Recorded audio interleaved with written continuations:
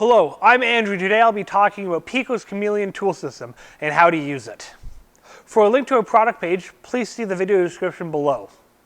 If you're new here, I'd like to share PICO's most popular and new products with you. To be notified of future videos, please click to subscribe below. Let me start by discussing what it's made of. PICO's Caméléon tool body consists of a sturdy carbon steel frame, adjustable compression wheel, and rubberized handles for a comfortable grip. The built-in safety release allows the tool to release mid-crimp if required. The Caméléon crimper adapts perfectly with any PICO Caméléon die. The easy change technology allows the dies to be changed rapidly without the need of any other tool. The Caméléon dies use a single crimp system. Accurate dimensions ensure precise crimps that meet or exceed standards. These dies can be used with any of PICO's Caméléon tools.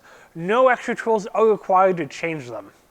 PICO's Caméléon tools offer many solutions.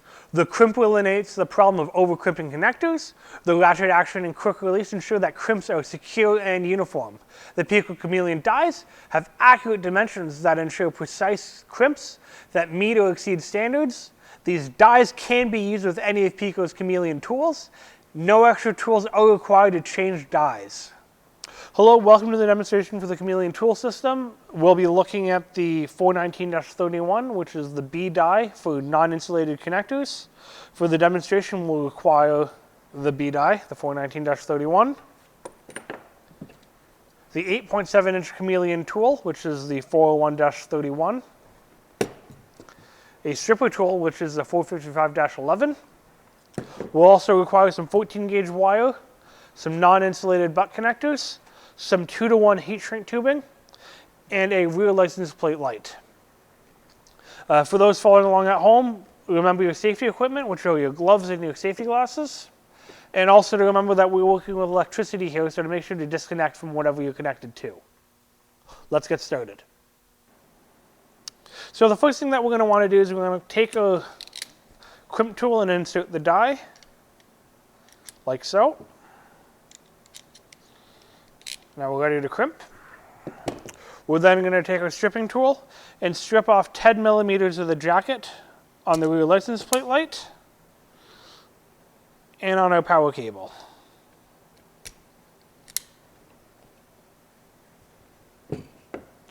We're then going to grab the heat shrink tubing and slide it over the wire. That way we can seal up the connection after we've mounted the butt connector. We're then going to take our butt connector, insert it into the crimp tool without crimping down to hold it into place. Slide in the wire for the license plate light, crimp down. Do the same thing on the other side, where we just put the butt connector into it. Insert the wire.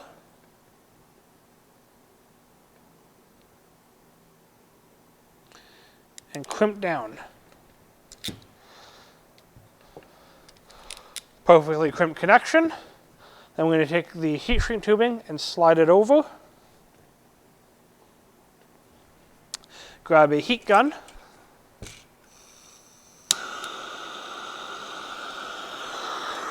And shrink that down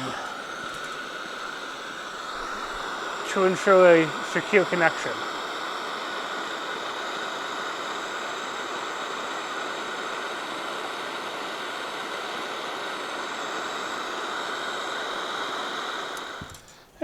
Now that it's shrunk down, our butt connector is secured.